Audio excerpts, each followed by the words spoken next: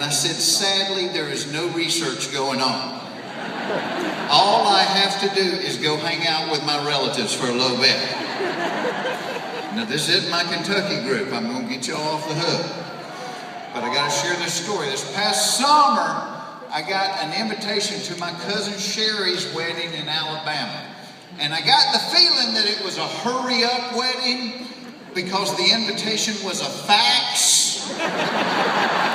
And at the bottom, somebody had written BYOLC, which we learned meant bring your own lawn chair, because they were getting married in Sherry's parents' backyard because apparently the OBGYN told them they didn't have 6 weeks to wait on a church.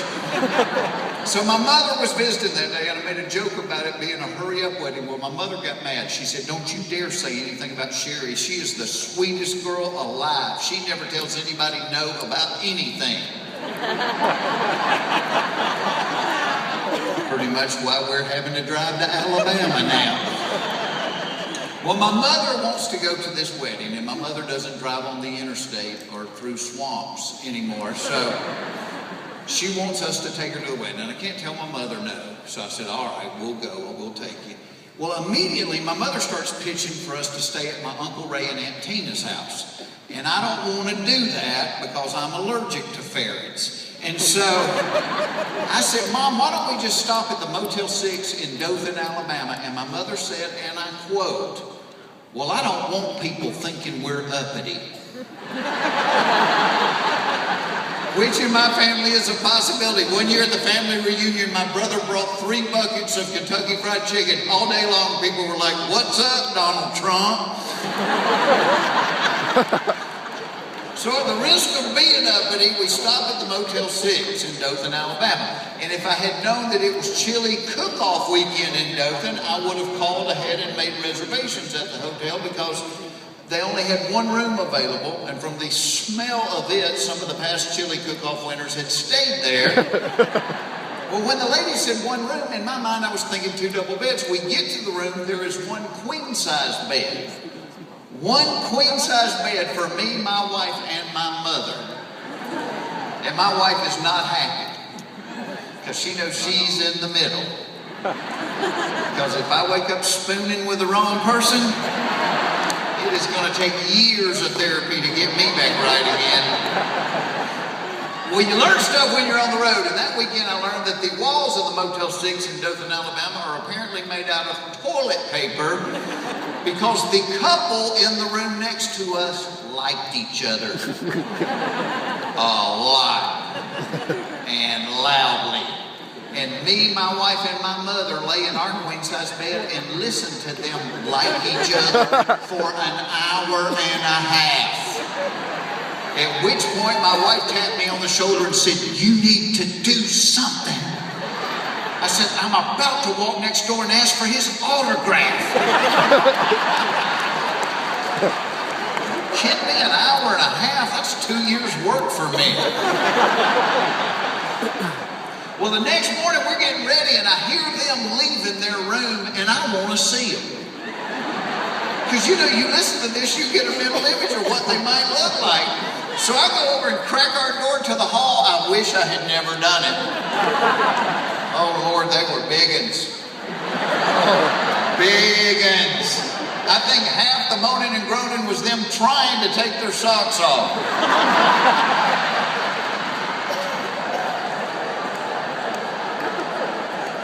So we leave Dothan, we drive down to my Uncle Wayne's house where the wedding is to be held. There's cars parked on down the street with us. We're walking down the street and up the driveway. There's a pickup truck in the driveway and it looks like somebody is passed out against the passenger side window.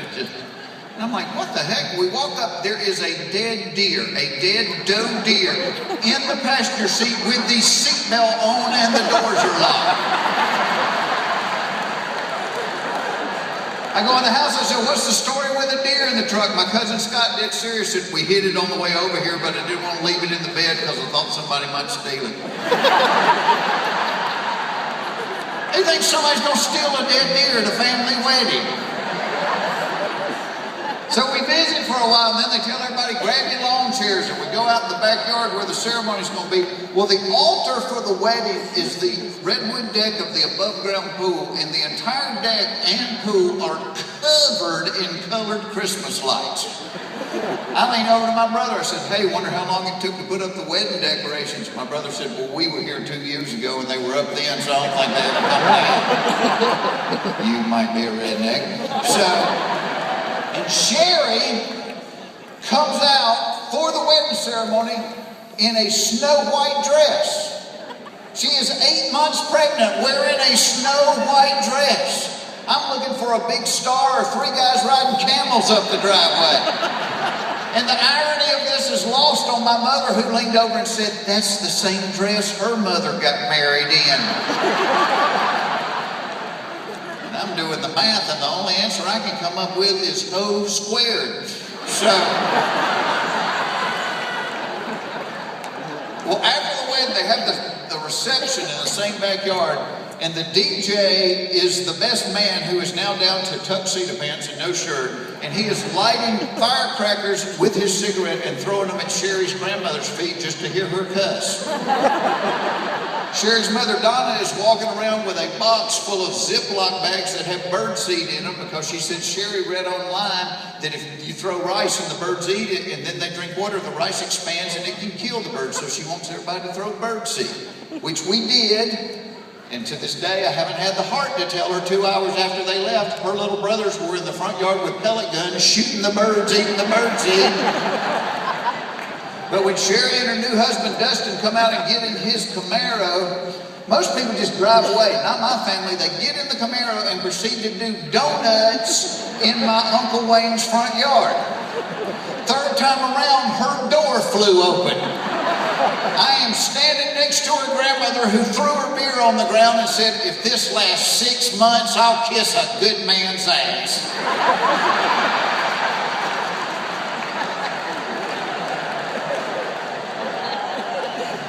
So, Jeff, where do you come up with those redneck jokes? We've had so much fun on this tour, and it's funny because it's been years since we've gotten to be on stage together. Since the last time we did it, Bill and I both turned 50. And the weird thing, see, because I don't really feel 50, it's kind of like a number, but it's a weird age. Because you know they're going to throw you a party, but you know you're not getting real presents. You get the gag gifts. You know, the walking canes, the giant boxes of brand cereal, the reading glasses, the hemorrhoid ointment. Everybody's laughing, and I'm thinking, yeah, y'all just saved me a trip to the store, so. But here's the weird thing about 50. 50 is that magical age where all of a sudden you're supposed to have medical tests done to you that you've never even thought about in your life. And not long ago, my cute little wife scheduled me my very first colonoscopy. By applause, how many people have had the joy of this experience? This is for the rest of you. Some of you may not even know what I'm talking about. Let me break it down. The word colonoscopy in the Latin, colon means large intestine. Oscopy means to attach a camera to the end of a garden hose and ram it through it. I think that's what oscopy means. There are 3 steps to a colonoscopy. The first step is the pre-surgery consultation, which you do a couple of weeks before the actual procedure. And let me say this, pay attention during the consultation. And I say this not because I did, but because I didn't. Because I'm a comedian, I'm trying to make jokes. I'm like, boy, I bet you meet a lot of assholes in your line of work.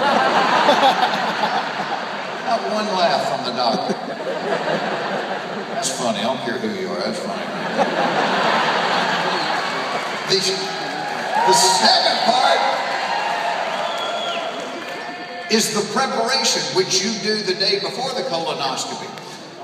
Well, there's all kind of ingredients in the preparation because they want you totally cleaned out before they put this camera in you. So my wife went and bought all the stuff, and she put it on the kitchen counter, and she kept texting me because she wasn't at home. Now remember, at 3 o'clock, you're supposed to start the preparation. I'm like, yeah, I got it. So the first step of the preparation was you were supposed to mix 64 ounces of Gatorade with 10 large packets of Miralax.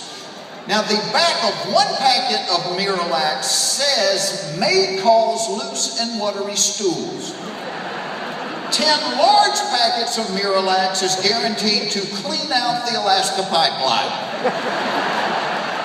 If I had paid attention in the consultation, I would have remembered you were supposed to spread the 64 ounces out over a period of 3 hours.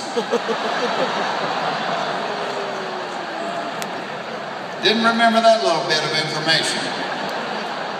So I mix it all together and I chug the 64 ounces in 8 minutes and 23 seconds. And I know because I timed myself on my watch. Now the only thing remaining on the counter is a bottle of something called magnesium citrate. 2 drops of this stuff will pull the Eiffel Tower out of the earth. And I remember the doctor saying everybody needed to drink at least half a bottle, but some people might have to drink the whole bottle. And I thought, well, I'm not coming back later and doing this again, so I pop the top, hold my nose, and I'm down with the whole thing. Now, in just over 10 minutes, I have completed the preparation procedure, which is supposed to take 4.5 hours.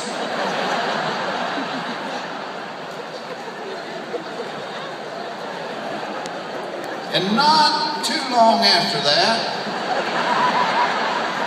my stomach started making some noises. Sounded kind of like the fireplace in the Amityville Horror.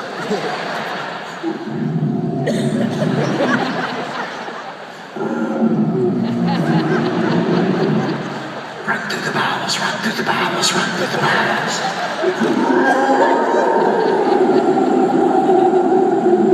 Get out. At which point my underwear tapped me on the shoulder and said, run.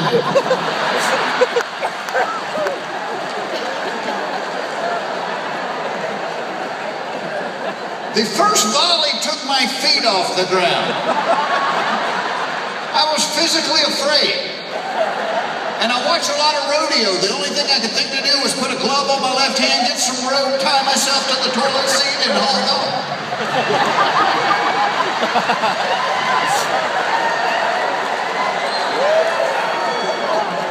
I passed everything I've ever eaten in my entire life. I passed things I had only thought about eating. I passed things my neighbors had eaten. I passed the red bicycle we keep in the garage. And 1 hour later, what was coming out of me was so pure it could be legally declared mountain spring water.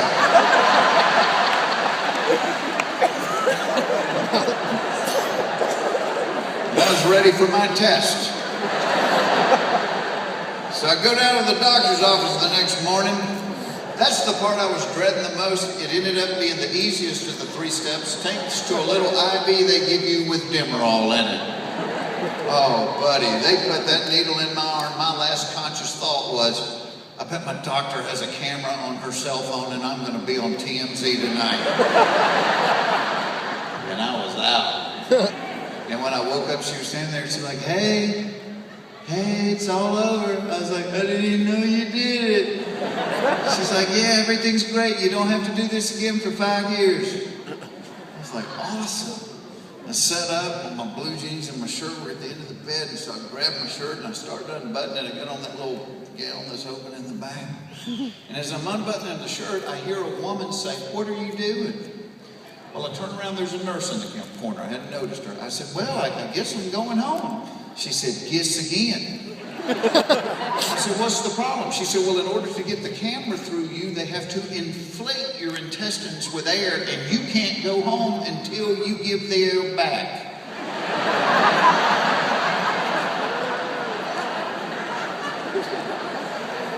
I said, okay, I will. She said, well, I have to verify that you do. At which point I noticed she is holding a pen and a clipboard.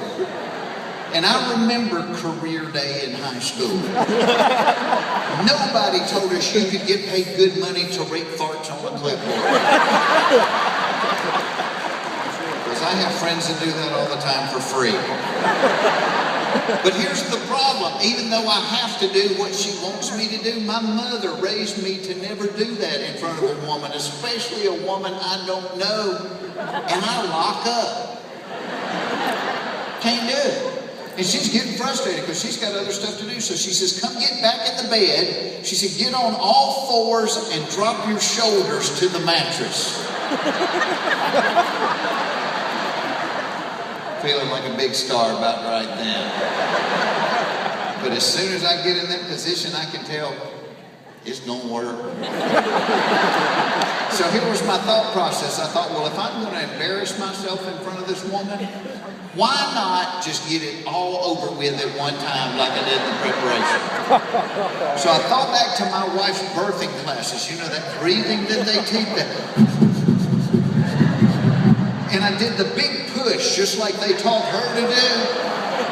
And what came out of me was so loud and so long, Fred Flintstone clocked out from work.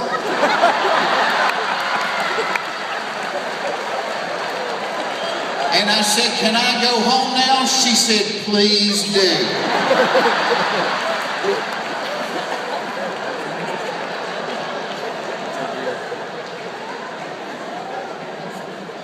Now here's the other thing about turning 50. I used to think when I was a kid, people that were 50 were like a fountain of knowledge that you could go and drink from.